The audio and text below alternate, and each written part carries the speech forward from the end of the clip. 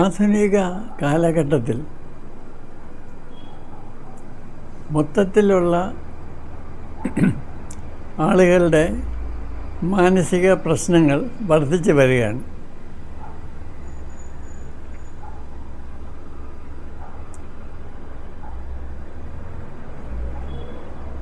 പിരിമുറുക്കം പലർക്കും വളരെ കൂടുതലാണ്.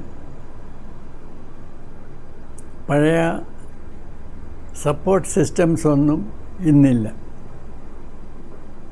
കൂട്ടുകുടുംബ വ്യവസ്ഥിതിയില്ല.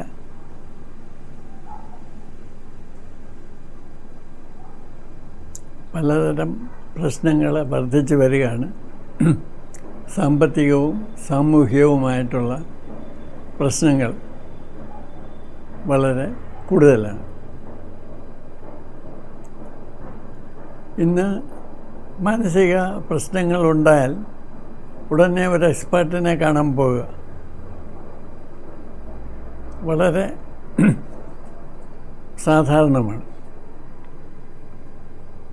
ഇങ്ങനെ മാനസിക പ്രശ്നങ്ങൾക്ക് വിദഗ്ധരെ കാണുന്ന ഒരു ശീലം ആളുകളിൽ വളരുന്നതിനനുസരിച്ച് ഈ സൈക്കോളജിക്കൽ സർവീസസ് കൊടുക്കുന്ന സ്ഥാപനങ്ങളുടെ എണ്ണവും വർദ്ധിച്ചു വരുന്നു.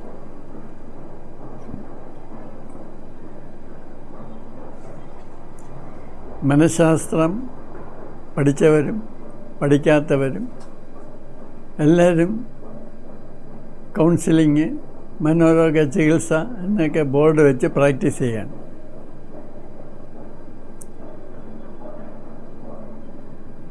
എന്താണ് യഥാർത്ഥത്തിൽ നടക്കുന്നതെന്ന് ആവശ്യക്കാരും അറിയുന്നില്ല. ഈ മാനസിക സഹായം കൊടുക്കുന്ന എക്സ്പേർട്സും വേണ്ട രീതിയിൽ മനസ്സിലാക്കുന്നില്ല.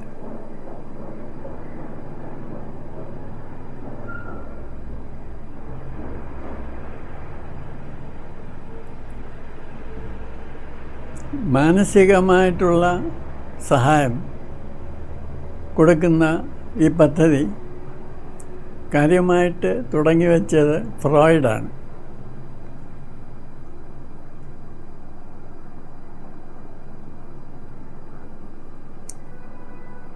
ഒരാളെ ഫ്രീ അസോസിയേഷന് വിധേയനാക്കിയാൽ, അതായത് അയാളെ വെറുതെ ഇങ്ങനെ സംസാരിപ്പിച്ചുകൊണ്ടിരുന്നാൽ പറഞ്ഞ് അയാൾ സ്വന്തം പ്രശ്നത്തിൻ്റെ റൂട്ടിലേക്ക് പോകും. അപ്പോൾ അയാളുടെ ട്രോമാറ്റിക് ആയിട്ടുള്ള എക്സ്പീരിയൻസസൊക്കെ അയാൾ തുറന്ന് പറയും. ട്രോമ എന്നുള്ള വാക്കിന് ശരിയായ ഒരു മലയാള പദമില്ല. ആഘാതം, മാനസിക ആഘാതം എന്നൊക്കെ പറയാറുണ്ട്. പണ്ട് യൂറോപ്പിൽ സ്ത്രീകൾക്ക് പൊതുവെ ഇൻഹിബിഷൻ വളരെ കൂടുതലായിരുന്നു. അവർക്ക് ഹിസ്റ്റീരിക് ടെമ്പർമെൻ്റാണ് ഉണ്ടായിരുന്നത്. മാനസിക ആഘാതം ഉണ്ടാകുന്ന ഒരനുഭവം ഉണ്ടായാൽ അവരതങ്ങ് റിപ്രസ് ചെയ്യും. അവരതിനെപ്പറ്റി ഓർക്കത്തില്ല. അപ്പോൾ ഒരു എക്സ്പേർട്ടിൻ്റെ അടുത്ത് ചെന്ന് വെറുതെ സംസാരിച്ചുകൊണ്ടിരിക്കുമ്പോൾ ഇത് വെളിയിൽ വരും. അപ്പോൾ ആ ആഘാതം ഉണ്ടാക്കിയ അനുഭവത്തെപ്പറ്റി തുറന്ന് പറയുമ്പോൾ ഒരു വൈകാരിക ശമനം ഉണ്ടാകും. ഇനി കഥാർസിസ് എന്നാണ് ഫ്രോയിഡ് പറഞ്ഞത്.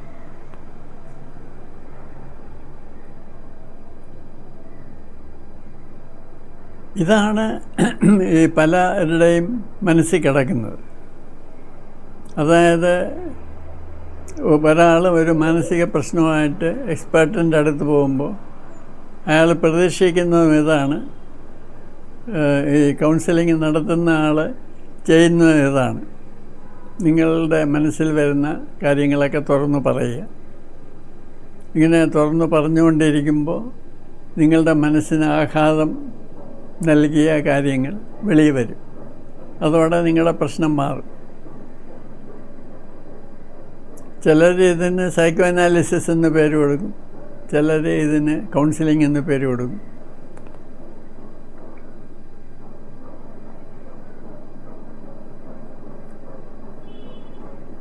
പക്ഷേ ഇത് വളരെ ഒരു ഓവർ സിംപ്ലിഫൈഡ് സംഗതിയാണ്.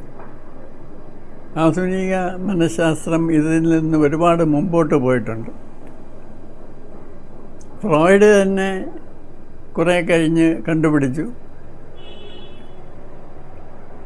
താൽക്കാലികമായിട്ട് ഉണ്ടാകുന്ന എന്തെങ്കിലും ഒരു മാനസിക ആഘാതം ഓർമ്മിച്ചെടുത്തതുകൊണ്ട് പൂർണ്ണമായിട്ട് പ്രശ്നപരിഹാരമാകുന്നില്ല. നേരെ മറിച്ച് കുട്ടിക്കാലത്തേക്ക് പോകണം. ഈ ട്രോമ എന്ന് പറയുന്നത്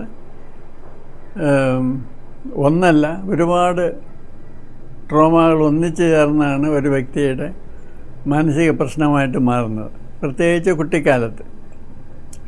ട്രോമ ചിലപ്പോൾ വളരെ ദീർഘമായ ഒന്നായിരിക്കാം. ഈ കുട്ടി കുഞ്ഞായിരുന്നപ്പോൾ അച്ഛനമ്മമാർ പതിവായിട്ട് വഴക്ക് കൂടുന്നത് ഒരു കണ്ടിന്യൂസ് ട്രോമയാണ്. കുട്ടി ദിവസവും രാത്രി ഉറങ്ങാൻ കിടക്കുമ്പോൾ കേൾക്കുന്നത് അച്ഛനും അമ്മയും തമ്മിൽ വഴക്കടിക്കുന്നതാണ്.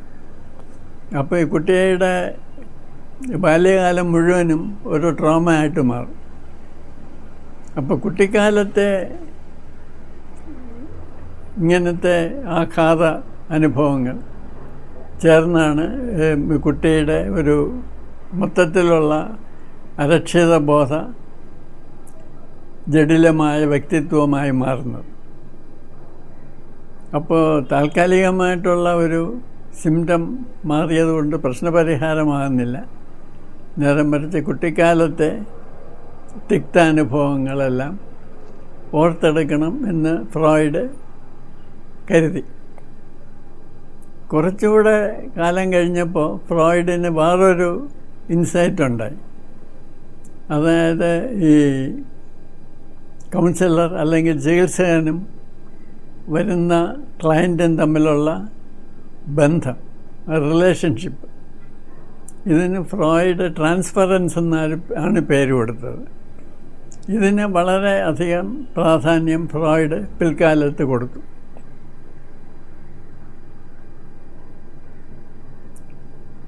അതിനുശേഷം വന്ന തിയറിസ്റ്റുകൾ, കാൾ റോജേഴ്സ് ആയാലും പിന്നെ വന്ന മോഡേൺ തിയറിസ്റ്റ് ആയാലും ഇതിന് വേറെ പല പേരുകളും കൊടുത്തു. റാപ്പോ എന്നും മറ്റും പേര് കൊടുത്തു. എന്ന് തന്നെയുമല്ല, ചില മോഡേൺ തിയറിസ്റ്റ് പറയുന്നത് പ്രോപ്പറായ റിലേഷൻഷിപ്പ് ഇല്ലാതെ ഈ മാനസിക ആഘാതമുണ്ടാക്കിയ അനുഭവങ്ങൾ ഓർത്തെടുക്കുന്നത് പലപ്പോഴും ഗുണത്തേക്കാൾ ഏറെ ദോഷം ചെയ്യും. ഉദാഹരണമായിട്ട് ഒരു പെൺകുട്ടി പ്രശ്നമായിട്ട് വരികയാണ്. പെൺകുട്ടി തീരെ കുഞ്ഞായിരുന്നപ്പോൾ പെൺകുട്ടിയെ ഒരു അകന്ന ബന്ധു റേപ്പ് ചെയ്തു എന്ന് വിചാരിക്കുക. അപ്പോൾ പെൺകുട്ടി ഇങ്ങനെ കാര്യങ്ങൾ തുറന്ന് പറഞ്ഞുകൊണ്ടിരിക്കുമ്പോൾ ഈ കുട്ടിക്കാലത്തെ ബലാത്സംഗത്തിന് ഇരയായ സംഗതി തുറന്ന് പറഞ്ഞു എന്ന് വിചാരിക്കുക. അല്ലെങ്കിൽ ഈ കൗൺസിലിംഗ് നടത്തുന്ന ആൾ ചോദിച്ചെന്ന് വരും, കുട്ടിക്കാലത്ത് മാനസികാഘാതം ഉണ്ടാകുന്ന എന്തെങ്കിലും സംഭവിച്ചിട്ടുണ്ടോ? അപ്പോൾ കുട്ടി ആലോചിച്ചപ്പോൾ ഇത് ഓർമ്മ വരുന്നു, ഇത് പറയുന്നു. അപ്പോൾ ഇത് പറയുന്നത് കൊണ്ട് ചിലപ്പോൾ കുട്ടിക്ക് രണ്ടാമത് റേപ്പ് ചെയ്യപ്പെടുന്ന ഒരു അനുഭവമായിരിക്കും ഉണ്ടാകുന്നത്. അതായത് ഇത് ഓർത്തെടുത്തതുകൊണ്ട് പ്രശ്നം മാറുന്നില്ല എന്ന് മാത്രമല്ല, അത് കൂടുതൽ ഗുരുതരമാവുകയാണ്. ഇപ്പോൾ രണ്ടാമത് റേപ്പ് ചെയ്യപ്പെടുന്നതിന് ഇക്വലൻ്റായിട്ടുള്ള ഒരു അനുഭവമായിരിക്കാം പെൺകുട്ടിക്കുണ്ടാകുന്നത്. അപ്പോൾ പ്രോപ്പറായിട്ടുള്ള ഒരു റിലേഷൻഷിപ്പിൽ കൂടെ ആവശ്യമാണെങ്കിൽ മാത്രം ഈ മാനസിക ആഘാതമുണ്ടാകുന്ന അനുഭവങ്ങൾ ഓർത്തെടുത്താൽ മതി എന്നാണ് ആധുനിക മനഃശാസ്ത്രം പറയുന്നത്. എൻ്റെ ഒരുപാട് പൂർവ്വ വിദ്യാർത്ഥികൾ ഇന്ന് കൗൺസിലിംഗ് പ്രാക്ടീസ് ചെയ്യുന്നവരുണ്ട്. അവർ പലരും ഇടയ്ക്കിടയ്ക്ക് വന്ന് അവരുടെ അനുഭവങ്ങൾ എന്നോട് പറയാറുണ്ട്. അപ്പോൾ ഞാൻ പതിവായിട്ട് കാണുന്ന ഒരു കാര്യം, പല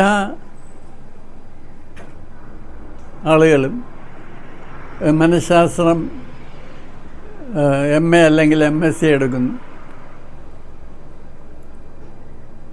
എന്നിട്ട് വേറെ ഏതെങ്കിലും ഒരു അഡീഷണലായിട്ടുള്ള കൗൺസിലിംഗ് ട്രെയിനിങ് എടുക്കുന്നു, എന്നിട്ട് അവർ പ്രാക്ടീസ് ചെയ്യാണ്. അപ്പോൾ ഒരാൾ വന്ന് അവരുടെ പ്രശ്നങ്ങൾ പറയുന്നു. അപ്പോൾ ഇവർ തമ്മിൽ ഒരു റിലേഷൻഷിപ്പ് ഉണ്ടാകുന്നു, ഒരു ട്രാൻസ്പെറൻസ് റിലേഷൻഷിപ്പ് അല്ലെങ്കിൽ ഒരു റാപ്പോ ഡെവലപ്പ് ചെയ്യുന്നു. അപ്പോൾ ഈ സംഭവിക്കുന്നത് ഇയാൾക്കൊരു കൗണ്ടർ ട്രാൻസ്പെറൻസ് ഉണ്ടാകുന്നു. ഇത് വലിയൊരു അപകടം പിടിച്ച സംഗതിയാണെന്ന് ഫ്രോയിഡ് തന്നെ പറഞ്ഞിട്ടുണ്ട്. പക്ഷേ ഇത് നിരന്തരം സംഭവിച്ചുകൊണ്ടിരിക്കുകയാണ്. അപ്പോൾ ചില ആളുകൾ ഈ സൈക്കോ അനാലിസിസ് ലിറ്ററലായിട്ട് എടുക്കുന്നു. ഇഡ്, സൂപ്പർ ഈഗോ, ഈഗോ ഇങ്ങനെ മാറി മാറി പറഞ്ഞ് ഇതൊക്കെ വ്യക്തിത്വത്തിൻ്റെ സെപ്പറേറ്റ് ആയിട്ടുള്ള ഘടകങ്ങളാണെന്നുള്ള മട്ടിൽ നിങ്ങൾക്ക് സൂപ്പർ ഈഗോ കൂടുതലാണ്, ഈഗോ കൂട്ടണം, ഇഡ് കുറയ്ക്കണം, ഇങ്ങനെയൊക്കെ പറഞ്ഞ് ഈ വരുന്ന ആളുടെ പ്രശ്നം കൂടുതൽ ഗുരുതരമാക്കി മാറ്റുകയാണ് ചെയ്യുന്നത്. അപ്പോൾ ഈ വരുന്ന ആൾ ഇയാൾ സൈക്കോളജിസ്റ്റാണ്, എക്സ്പേർട്ടാണ് എന്നൊക്കെ വിചാരിച്ച് ഇയാൾ പറയുന്ന മടയത്തരങ്ങളൊക്കെ വേദവാക്യമായിട്ടെടുക്കുന്നു. ചുരുക്കത്തിൽ ഒരു ഫാൻറ്റസി ലെവലിലേക്ക് ഈ വരുന്ന വ്യക്തിയെ കൊണ്ടുപോവുകയാണ് ചെയ്യുന്നത്. അപ്പോൾ ഇവർ തമ്മിലുള്ള റിലേഷൻഷിപ്പ് വളരെ കോംപ്ലിക്കേറ്റഡ് ആവുന്നു. അത് വേറെ മറ്റു പല ഗുരുതരമായിട്ടുള്ള പ്രശ്നങ്ങളിലേക്കും പോയെന്നും വരാം. അവസാനം ഈ വരുന്നത് പെൺകുട്ടിയാണെങ്കിൽ എന്നെ ദുരുപയോഗം ചെയ്യാൻ ശ്രമിച്ചു അല്ലെങ്കിൽ ചെയ്തു എന്ന് പറഞ്ഞിട്ട് കംപ്ലൈൻറ്റ് വരെ പോലീസിലോ മറ്റ് സ്ഥലങ്ങളിലോ കൊടുത്തുവെന്നും വരാം. ഇങ്ങനെയൊക്കെയുള്ള ധാരാളം ഇൻസിഡൻസ് എൻ്റെ ശ്രദ്ധയിൽ വന്നുകൊണ്ടിരിക്കുകയാണ്.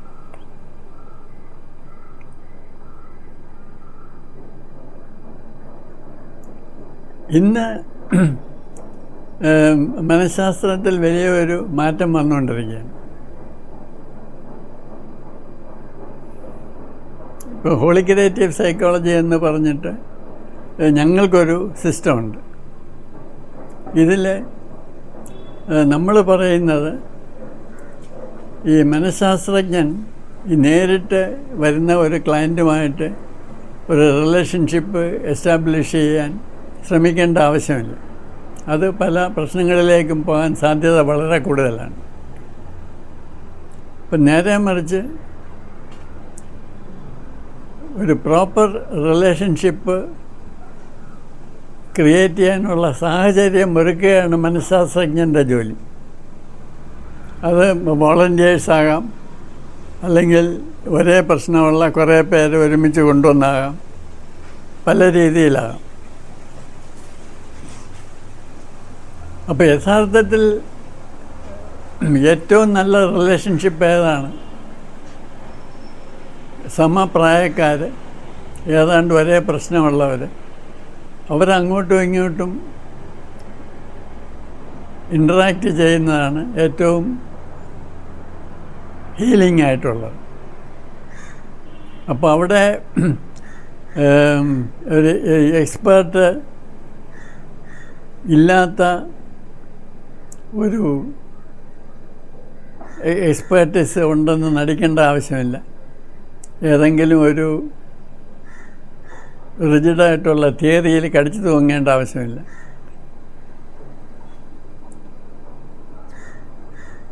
അപ്പോൾ ഒരു ഹീലിംഗ് റിലേഷൻഷിപ്പ് സൂപ്പർവൈസ് ചെയ്യുക എന്നുള്ളതാണ് മനഃശാസ്ത്രജ്ഞൻ്റെ ജോലി, അല്ലെങ്കിൽ കൗൺസിലിംഗ് പ്രാക്ടീസ് ചെയ്യുന്ന ആളുടെ ജോലി. കുട്ടിക്കാലത്തെ ദുരന്ത അനുഭവങ്ങൾ തിരഞ്ഞെടുക്കേണ്ട ആവശ്യമില്ല. ഒരു പ്രോപ്പർ റിലേഷൻഷിപ്പ് വന്നു കഴിഞ്ഞാൽ അത് ചെറിയ ഗ്രൂപ്പ് ആകാം, അല്ലെങ്കിൽ 2 പേര് തമ്മിലാകാം. ആ ഒരു ക്ലൈമറ്റ് സംജാതമായി കഴിഞ്ഞാൽ ആവശ്യമെങ്കിൽ ഈ ആഘാതം ഉണ്ടാകുന്ന അനുഭവങ്ങൾ തുറന്ന് പറഞ്ഞാൽ മതി. അല്ലാതെ അതിനുവേണ്ടി സെർച്ച് ചെയ്യേണ്ട ആവശ്യമില്ല. അങ്ങനെ ആവശ്യമില്ലാതെ കുട്ടിക്കാലത്തെ ദുരന്താനുഭവങ്ങൾ തിരഞ്ഞെടുത്താൽ അത് ചിലപ്പോൾ ചെറിയ ന്യൂറോട്ടിക് പ്രശ്നമായിട്ട് വരുന്ന ആളുടെ പ്രശ്നം സൈക്കോട്ടിക്കായിട്ട് മാറാൻ സാധ്യത കൂടുതലാണ്. അത് ആവശ്യമാണെങ്കിൽ സ്വയം പൊങ്ങി വന്നോളും. അത് ഒരു പ്രോപ്പർ റിലേഷൻഷിപ്പ് ഉണ്ടെങ്കിൽ മാത്രമേ അത് ഹീലിംഗ് ആവുകയുള്ളൂ, അല്ലെങ്കിൽ ക്യൂറേറ്റീവ് ആവുകയുള്ളൂ. അല്ലെങ്കിൽ അത് രണ്ടാമത്തെ ഒരു ദുരന്തമായിട്ട് മാറാനാണ് സാധ്യത. പിന്നെ വേറെ ഒരു പ്രധാന കാര്യം, ഇന്ന് ആധുനിക മനഃശാസ്ത്രത്തിൽ പെറ്റ് തെറപ്പി അല്ലെങ്കിൽ ആനിമൽ അസിസ്റ്റഡ് തെറപ്പിക്ക് വളരെ പ്രാധാന്യം കൊടുക്കുന്നു. ഇപ്പോൾ ഈ നമ്മുടെയൊക്കെ വീടുകളിൽ വളർത്തു മൃഗങ്ങളുണ്ട്. പട്ടിയോ പൂച്ചയോ ഒക്കെ മിക്ക വീടുകളിലുമുണ്ട്. ഇപ്പോൾ ഒരു വീട്ടമ്മയ്ക്ക് ഭർത്താവ് അസഹനീയമായിട്ട് തോന്നും. ഭർത്താവ് കള്ളുകുടിയനാണ്, അയാളുടെ പെരുമാറ്റം വളരെ മോശമാണ്, വീട്ടിലെ അന്തരീക്ഷം വളരെ മോശമാണ്. അപ്പോൾ സ്ത്രീ ആശ്വാസം കണ്ടെത്തുന്നത് ഒരു പൂച്ചയോ പട്ടിയോ വാത്സല്യപൂർവ്വം നോക്കിയാണ്. അതായത് വീട്ടമ്മയുടെ ഹീലിംഗ് റിലേഷൻഷിപ്പ് മനുഷ്യരുമായിട്ടല്ല, മൃഗങ്ങളുമായിട്ടാണ്. അതുപോലെ തന്നെ അച്ഛനും അമ്മയും നിരന്തരം വഴക്കടിക്കുന്ന ഒരു വീട്ടിലെ ഒരു കുട്ടി, മിക്കവാറും വീടുകളിൽ ഇന്ന് കുട്ടി ഒന്നേ കാണുകയുള്ളൂ. ആ കുട്ടി ആശ്വാസം കണ്ടെത്തുന്നത് ഒരു പൂച്ചയോ പട്ടിയോ ആയിട്ടുള്ള റിലേഷൻഷിപ്പ് കൂടെയാണ്. ഇന്ന് വൃദ്ധസദനങ്ങളിലും മറ്റസുഖം ബാധിച്ചവരെയുമൊക്കെ മാനസികമായിട്ട് ഹാൻഡിൽ ചെയ്യുന്നത് വളർത്തു മൃഗങ്ങളെ ഉപയോഗിച്ചാണ്. ഈ മെൻ്റൽ ഹെൽത്ത് സെൻ്ററിലൊക്കെ പൂച്ചകളോ പട്ടികളോ ഒക്കെ കാണും. അപ്പോൾ ഈ മാനസിക പ്രശ്നമുള്ളവരോട് ഈ പൂച്ചകളെയും പട്ടികളെയും ഒക്കെ നോക്കാനായിട്ട് പറയും. അങ്ങനെ ഈ മൃഗങ്ങളുമായിട്ടുള്ള ഇൻട്രാക്ഷനിൽ കൂടെ അവർക്ക് വളരെയധികം സ്റ്റെബിലിറ്റി നേടിയെടുക്കാൻ കഴിയുമെന്നാണ് കണ്ടെത്തിയിരിക്കുന്നത്. പിന്നെ പാശ്ചാത്യ രാജ്യങ്ങളിൽ കുതിര സാധാരണയായിട്ട് ഉപയോഗിക്കുന്നു. ഹിപ്പോ തെറപ്പി എന്നാണ് ഇതിനെ പറയുന്നത്. കുതിര ഒരു വലിയ ആനിമലാണ്. അത് പൊതുവെ വളരെ ശാന്തനായ ഒരു മൃഗമാണ്. അപ്പോൾ കുതിരയെ തൊടുകയും തലോടുകയും ഒക്കെ ചെയ്യുന്നത് തന്നെ വളരെയധികം സ്ട്രെസ് റിലീസിന് കാരണമാകുന്നതായിട്ട് കണ്ടെത്തിയിട്ടുണ്ട്. അപ്പോൾ കുതിര സവാരി നടത്തുന്നത് ശാരീരികമായ ഒരു എക്സസൈസും കൂടെയാണ്. അതുപോലെ തന്നെ കുതിര ഈ റൈഡറിൻ്റെ കുതിരപ്പുറത്തിരിക്കുന്ന ആളുടെ മനസ്സുമായിട്ട് കണക്ട് ചെയ്യും.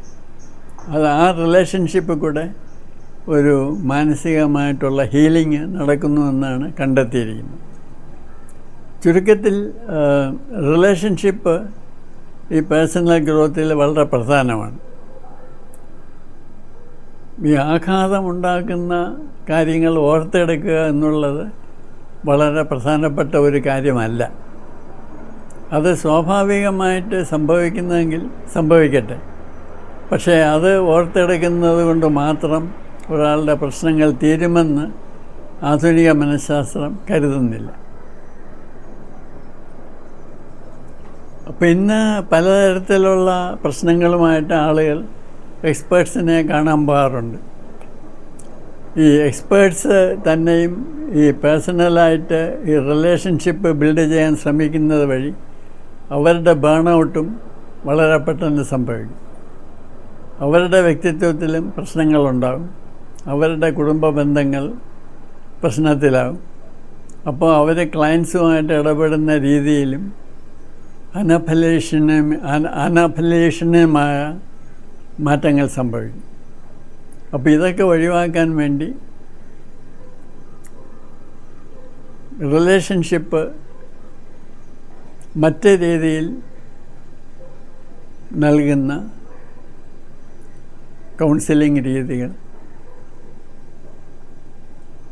ഈ രംഗത്ത് പ്രവർത്തിക്കുന്ന വിദഗ്ധന്മാർ സ്വീകരിക്കേണ്ടതാണ്.